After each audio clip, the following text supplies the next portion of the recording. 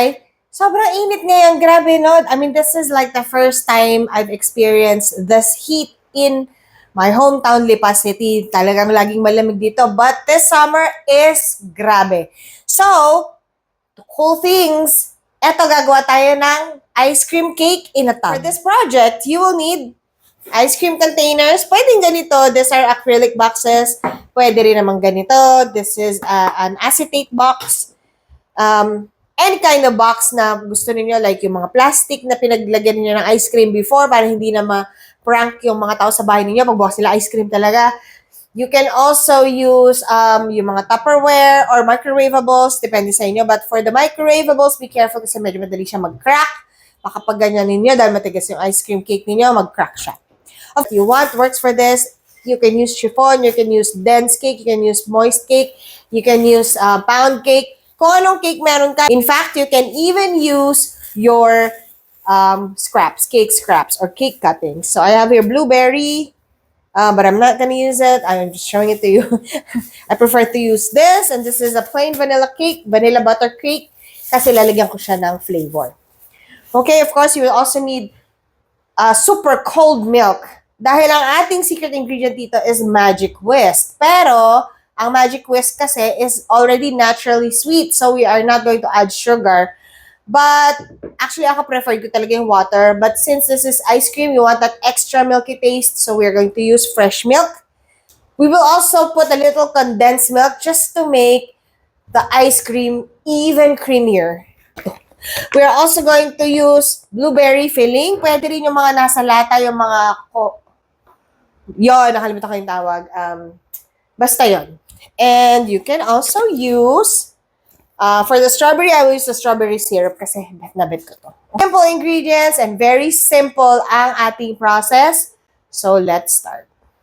Mag-measure lang tayo ng 300 grams ng Magic Whisk at i-whip ng tuloy-tuloy for about a minute or 2 hanggang makita ninyo na wala na talaga siyang lumps at maputi na siya. Kailangan mong gamitin dyan is either a paddle attachment or a scraper beater like what I have.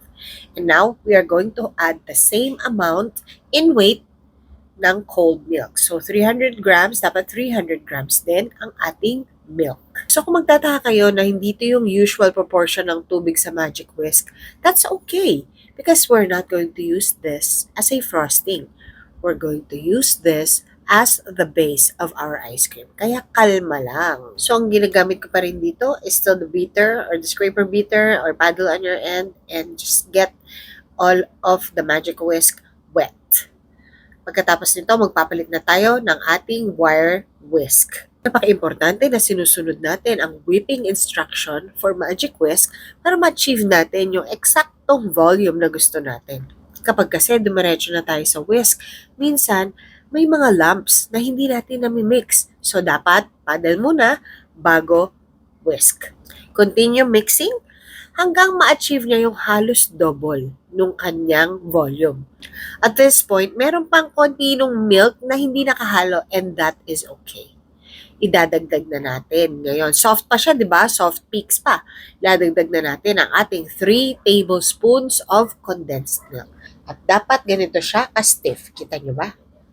Transfer na natin yan sa mga lalagyan na bet mo para sa unang set ng pag-freeze. So, lagyan mo lang muna ng parang mga trenches. Arte, trenches. Basta yung parang uka. Tapos, doon mo ilagay yung mga filling mo, yung mga flavorings mo, kung anong gusto mo. You can actually do chocolate and anything na gusto mo. Any flavor that you want. And then, add a second layer. Tapos, i-mix mo lang siya. Now, ito, strawberry syrup ang gamit ko rito. Hindi siya masyado nag-freeze. So, maganda siya kasi medyo thick pa din. It's very nice.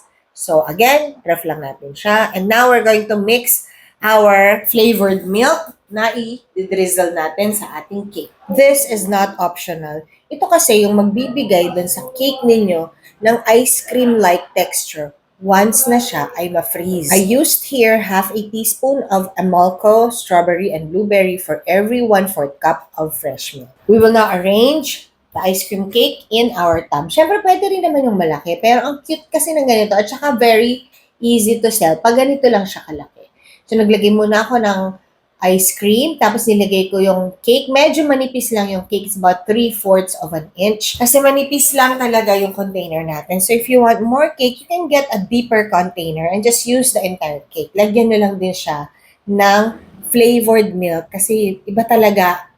Try ninyo, pag hindi nyo nilagyan ng milk, ng flavored milk, yung inyong cake, iba talaga yung kanyang texture. Dry na dry kapag na-freeze. Pero pag nilagyan nyo siya, para talaga siyang ice cream na may cake. Ice cream cake nga eh. Ano bang sinasabi mo, Ave? So, ito, ibang lalagyan na naman. It's just a smaller lalagyan, but it's deeper.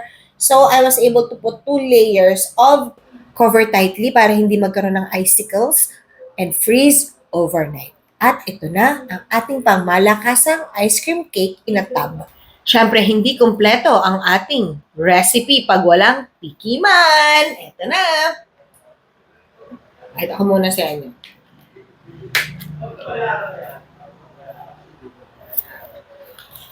Mm. Mm.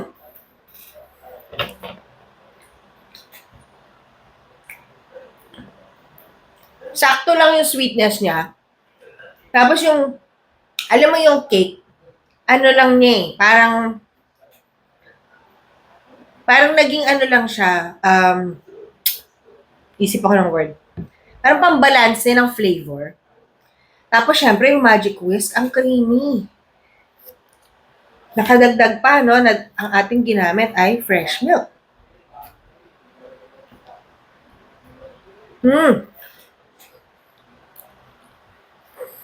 Pakita ko sa inyo yung cake part.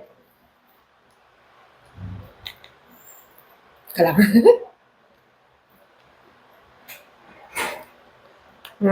Ayaw na sumama. Ayan siya, oh. Kita niyo ba? Dahil doon sa ating because of the flavored milk, it's not like you're eating cake. Alam niyo yung texture ng cake? Hindi ganyan. It's like a cookie dough. A very cold cookie dough. Ang sarap, grabe. Try nyo na to. Try, hindi tirahin. And this is your pambansang ante saying, huwag mag-init ang ulo sa init ng panahon, gumawa ka na lang ng ice cream cake in a tub. Yun lang po and mabuhay!